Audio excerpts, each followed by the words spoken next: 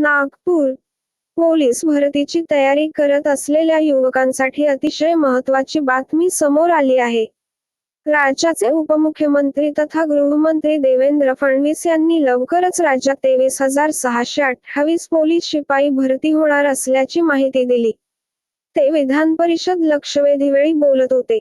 गृह विभागातील पोलीस शिपाई भरती तातडीने करण्याबाबत लक्षवेधी सूचना सतेज उर्फ बंटी पाटील यांनी मांडली होती. यावर उत्तर देताना उपमुख्यमंत्री तथा गृहमंत्री देवेंद्र फडणवीस बोलत होते. त्यावेळी त्यांनी राज्यात 23,000पेक्षा जास्त पोलिसांची लवकरच भरती होणार असल्याचे सांगितले. या लक्षवेधी सूचनेच्या वेळी भाई जगताप यांनी चर्चेत सहभाग घेतला.